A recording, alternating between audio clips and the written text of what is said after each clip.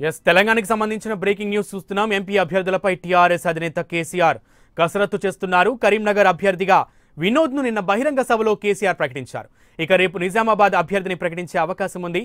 Nizamabad MP అభ్యర్థిగా మరోసారి కవిత బరిలోకి దిగనున్నారు.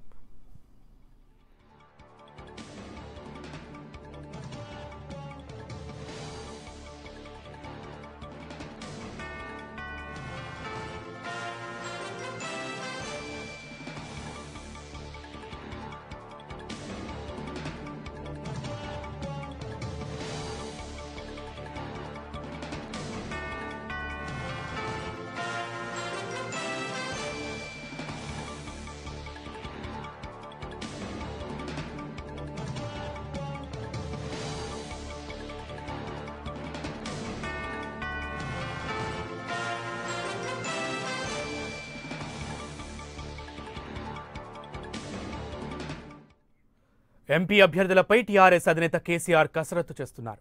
కరీంనగర్ అభ్యర్థిగా వినోద్ను నిన్న బహిరంగ సభలో కేసీఆర్ ప్రకటించారు. ఇక రేపు నిజామాబాద్ అభ్యర్థిని ప్రకటించే అవకాశం ఉంది. నిజామాబాద్ ఎంపీ అభ్యర్థిగా మరోసారి కవిత బరిలోకి దిగనున్నారు. మిగతా స్థానాలపైన ఈరోజు క్లారిటీ వచ్చే అవకాశం ఉంది. అయితే గ్రేటర్ పరిధిలోని సీట్లపై ఇంకా చిక్కుముడి వీడలేదు. అభ్యర్థుల ఎంపికపై ఆచితూచి వ్యవహరిస్తున్నారు టీఆర్ఎస్ అధినేత.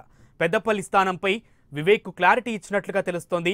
20 మిగిలిన స్థానాలకు అభ్యర్థులను కేసీఆర్ ప్రకటించనున్నట్లు తెలుస్తోంది. ఆ రోజు పూర్తి స్థాయిలో అభ్యర్థుల జాబితా ప్రకటన వెలువడే అవకాశం ఉంది. ఇక టీఆర్ఎస్ అభ్యర్థుల ప్రకటనకు సంబంధించి మరింత సమాచారం మా ప్రతినిధి కేఎస్ అందిస్తారు. కేఎస్. సునీల్, టీఆర్ఎస్ పార్టీ తరఫున తెలంగాణలో 16 నియోజకవర్గాలకు పోటీ చేయబోయేటువంటి అభ్యర్థుల ఎంపికను ముఖ్యమంత్రి కేసీఆర్ ఫైనల్ చేస్తున్నారు. ప్రస్తుతం ప్రగతి భవన్లో మిగతా అంటే ఆల్రెడీ ఇప్పటికే కొన్ని నియోజకవర్గాల్లో అభ్యర్థులకు కేసీఆర్ సూచనలు ఇచ్చారు. మరికొంతమంది అభ్యర్థులను కూడా ఫైనల్ చేసే పనులు పడ్డారు. వచ్చేటువంటి 2 రోజుల్లో అంటే ఎల్లుండి లోపు పూర్తి స్థాయి మొత్తం పోటీ చేయబోయే 16 నియోజకవర్గాల్లో అభ్యర్థులకు సంబంధించి ఒక లిస్టును కూడా ఖరారు చేస్తారు. కొంతమంది సిట్టింగులతో పాటు కొంతమంది ఆశావాహులకు కూడా ఇప్పటికే కేసీఆర్ నుంచి ఫోన్లు వెళ్ళినట్టుగా తెలుస్తూ ఉంది. అంటే నిన్న సభలో కరీంనగర్ నుంచి పోటీ చేయబోయే అభ్యర్థిగా సిట్టింగ్ ఎంపీ వినోద్నే ఆల్రెడీ ముఖ్యమంత్రి కేసీఆర్ సభలోనే బహిరంగ సభలోనే ప్రకటించారు. రేపు నిజామాబాద్లో కూడా భారీ బహిరంగ సభ ఉంది. ఆ సభలో నిజామాబాద్ ఎంపీగా సిట్టింగ్ ఎంపీ కవితనే ఖరారు చేస్తారు. ఇలా ప్రస్తుతం కేసీఆర్ పెడుతున్నటువంటి బహిరంగ సభలతో పాటు కొంతమంది ఉన్నటువంటి మిగతా స్థానాల్లో ఎల్లుండి లోపు అభ్యర్థులను పూర్తి స్థాయి ప్రకటన చేసేటువంటి అవకాశం ఉంది. ప్రస్తుతం మనకందినటువంటి సమాచారం మేరకు చూస్తే మొత్తం 16 నియోజకవర్గాల్లో ఒక 5 నియోజకవర్గాలకు సంబంధించి ఇప్పటికే కేసీఆర్ క్లారిటీ ఇచ్చారు. మిగతా క్లారిటీ ఇవ్వనటువంటి పార్లమెంట్ నియోజకవర్గాల్లో కాస్త పోటీ నెలకొందని చెప్పాలి. చేవెళ్ల నియోజకవర్గం నుంచి ఈ మధ్య పార్టీలో చేరినటువంటి సవితా ఇంద్రారెడ్డి తనయుడు కార్తిక్ రెడ్డితో పాటు పారిశ్రామికవేత్త రంజిత్ రెడ్డి పేర్లు ప్రముఖంగా వినిపిస్తున్నాయి. ఈ ఇద్దరిలో ఎవరికో ఒకరికి చేవెళ్ల నియోజకవర్గం నుంచి అవకాశం ఇచ్చేటువంటి పరిస్థితి ఉంది. మరొకవైపు మల్కాజ్గిరి నియోజకవర్గం నుంచి మంత్రి మల్లారెడ్డి అల్లుడు రాజశేఖర్ రెడ్డి పోటీ పడుతున్నారు. కేసీఆర్ కి దగ్గరగా ఉన్నటువంటి వ్యక్తి ఫ్యామిలీ మెంబర్ నవీన్ రావు సైతం ఈ ఇద్దరిలో ఎవరికో ఒకరికి మల్కాజ్గిరి పార్లమెంటు స్థానం నుంచి అవకాశం దక్కే పరిస్థితి కనిపిస్తా ఉంది. సికింద్రాబాద్ నుంచి మంత్రి తలసాని శ్రీనివాస్ యాదవ్ తనయుడు సాయి కిరణ్ యాదవ్ కు అవకాశాలు ఎక్కువగా ఉన్నట్టు కనిపిస్తోంది.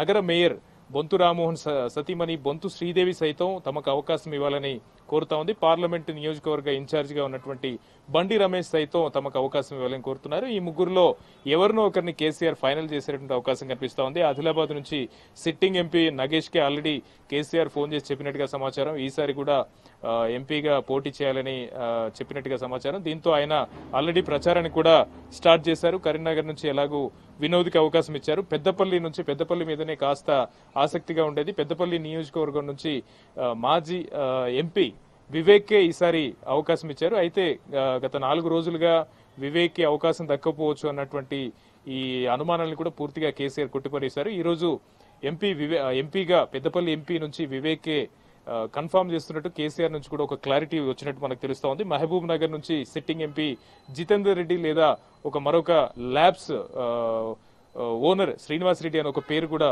ప్రస్తుతం ప్రముఖంగా వినిపిస్తుంది. ఖమ్మం నుంచి సిట్టింగ్ ఎంపీ శ్రీనివాస్ రెడ్డి కాకుండా పారిశ్రామికవేత్త వివిసి రాజేంద్ర ప్రసాద్ అని ఒక పేరు కూడా కేసీఆర్ పరిశీలిస్తున్నారు. వరంగల్ నుంచి సిట్టింగ్ ఎంపీ పసునుటి దయాకర్ లేదా మాజీ ఉప ముఖ్యమంత్రి కడియం శ్రీహరి పేరు కూడా ప్రస్తుతం పరిశీలనలో ఉంది. నాగర్ కర్నూలు నుంచి మాజీ మంత్రి, టీడీపీలో మాజీ మంత్రి, టీఆర్ఎస్ లో ఉన్నారు రాములు పేరు ఆల్మోస్ట్ ఖరారయ్యినట్టుగా తెలుస్తోంది. మరొక వైపు సింగర్ సాయి చంద్ సైతం నాగర్ కర్నూలు నుంచి తమకు అవకాశం ఇవ్వాలని కోరుతున్నారు. నిజామాబాద్ నుంచి కవిత ఎలాగో ఖరారు చేస్తారు. జహీరాబాద్ నియోజకవర్గం నుంచి సిట్టింగ్ ఎంపీ బీబీ పాటిల్ని ఈసారి కూడా కన్ఫర్మ్ చేసినట్టుగా సమాచారం. మెదక్ నుంచి సిట్టింగ్ ఎంపీ కొత్త ప్రభాకర్ రెడ్డికే ఈసారి మళ్లీ అవకాశం ఇవ్వబోతున్నారు. భువనగిరి నుంచి సిట్టింగ్ ఎంపీ బూర నరసయ్య గౌడ్కి ఈసారి కూడా మళ్లీ అవకాశం ఇవ్వబోతున్నారు. ఎల్లుండి మొత్తం ఈ 16 నియోజకవర్గాలకు సంబంధించి అఫీషియల్ గా ముఖ్యమంత్రి కేసీఆర్ ఒక లిస్ట్ ని కూడా ప్రకటించేటువంటి అవకాశం కనిపిస్తా ఉంది. సునీల్, ఎస్కేఎస్ అయితే మొన్న జరిగిన ముందస్తు ఎన్నికల్లో ఎవరు ఊహించిన విధంగా 104 అసెంబ్లీ సీట్లను ఒకేసారి ప్రకటించి అందరినీ షాక్ గురి చేశారు కేసీఆర్. అయితే ఈ నేపథ్యంలో ఎన్నికల నోటిఫికేషన్ వెలువడి ఇన్ని రోజులు అవుతున్నా ఇవాళ నామినేషన్ల ప్రక్రియ కూడా ప్రారంభమవుతున్న నేపథ్యంలో ఇంకా 16 మంది అభ్యర్థులను ప్రకటించకపోవడానికి ప్రధాన కారణం ఏంటి? ప్రస్తుతం ఇదే అంశం మీద కేసీఆర్ కసరత్తు చేస్తున్నారని చెప్పాలి. అంటే ఈసారి ఈ పార్లమెంట్ ఎన్నికల్లో కేసీఆర్ అనుకున్నటువంటి లక్ష్యం ఒక జాతీయ రాజకీయాలు. తెలంగాణలో మొత్తం 17 నియోజకవర్గాల్లో హైదరాబాద్ పార్లమెంటు స్థానం మినహా మిగతా 16 నియోజకవర్గాలను గెలిచి వచ్చేటువంటి దేశ రాజకీయాల్లో రాబోయే ప్రభుత్వంలో ఒక కీలక పాత్ర పోషించాలనేది ఒక ఎజెండాగా పెట్టుకున్నారు. నిన్న కూడా కరీంనగర్ సభలో ఒక జాతీయ స్థాయి రాజకీయ దృక్పథాన్ని ఆయన వ్యక్తపరిచారు. అంటే ఈ నేపథ్యంలోనే 16 నియోజకవర్గాలను గెలవాలి అని అంటే అక్కడ ఆయా నియోజకవర్గంలో గెలుపు గుర్రాలు ఎవరు ఉన్నారనే దానిపైన కూడా పెద్ద ఎత్తున కసరత్తు జరుగుతూ ఉంది. కాస్త నేషనల్ లెవెల్లో వెళ్తున్నాం కాబట్టి ఢిల్లీ లెవెల్లో వాక్చాతుర్యం ఉండడం కానీ మిగతా అన్ని విషయాల్లో సరైనటువంటి పర్సన్ ఎంపిక విషయంలోనే కాస్త ఆలస్యం అవుతోంది. అందుకే కొంతమంది సిట్టింగ్ ఎంపీలకు అవకాశం ఇవ్వడంతో పాటు మిగతా ఒక కీలకమైన అంశం ఏంటంటే ప్రస్తుతం ఉన్నటువంటి ఎంపీలకు ఆయా నియోజకవర్గాల్లో ఉన్నటువంటి ఎమ్మెల్యేలకు కమ్యూనికేషన్ గ్యాప్ అనేది ఎక్కువగా ఉంది. పెద్దపల్లి లాంటి నియోజకవర్గంలో ప్రస్తుతం వివేక్ పేరు ప్రకటించే ముందు అక్కడ ఉన్నటువంటి కొంతమంది ఎమ్మెల్యేలంతా కూడా వివేక్ పార్లమెంట్ అభ్యర్థిగా పోటీ దింపొద్దని కేసీఆర్ కి చెప్పడం జరిగింది. ఇలా చాలా నియోజకవర్గాల్లో సిట్టింగ్ ఎంపీలకు అదేవిధంగా ఎమ్మెల్యేలకు కమ్యూనికేషన్ గ్యాప్ తోటి సిట్టింగ్ ఎంపీలను మారవలసి వస్తోంది. కొంతమంది ఎమ్మెల్యేలతో మాట్లాడి ఎవరినైతే నిలబెడితే గెలిపిస్తారు అనే దాని మీద ఒక పూర్తి స్థాయి క్లారిటీ తీసుకున్నాకే ఎంపీ అభ్యర్థులను ప్రకటించడంతో పాటు కాంగ్రెస్ నుంచి ఎవరు బరిలో ఉండబోతారు అనేది మరొక వైపు పరిశీలించిన తర్వాతనే ఈ లిస్ట్ ప్రకటించాలి అని అనుకున్నారు. అదే దాని మీదనే కసరత్తు జరుగుతా ఉంది. అందుకే కాస్త టీఆర్ఎస్ పార్టీ ఈ అంశం పెండింగ్ లో పెట్టిందని తెలుస్తోంది. అయితే ఎంపీ స్థానాల్లో ఈ లోక్సభ స్థానాల్లో కేసీఆర్ అలాగే హరీష్ రావు కూడా పోటీ చేస్తారని, ఇప్పుడు ప్రెసిడెంట్ గా ఉన్న కేటీఆర్ ని సీఎం చేసి లోక్సభలో చక్రం తిప్పబోతున్నారని, కేంద్రం లెవెల్లో కేసీఆర్ అలాగే హరీష్ రావు ఇద్దరు కూడా చక్రం తిప్పబోతున్నారని ఒక మీమాంస అయితే కొనసాగుతోంది తెలంగాణ మొత్తం మీద. దీనికి సంబంధించి మీ దగ్గర ఉన్న సమాచారం ఏంటి? ప్రస్తుతం అదే చర్చ తెలంగాణలో ప్రస్తుతం జరుగుతుందని చెప్పాలి సునీల్. నిన్న కరీంనగర్ సభలో జాతీయ రాజకీయాలకు వెళ్లబోతున్నాం, కేంద్ర ప్రభుత్వంలో ఒక కీలకమైనటువంటి రోల్ పోషించబోతున్నాం అని కేసీఆర్ ప్రకటించారు.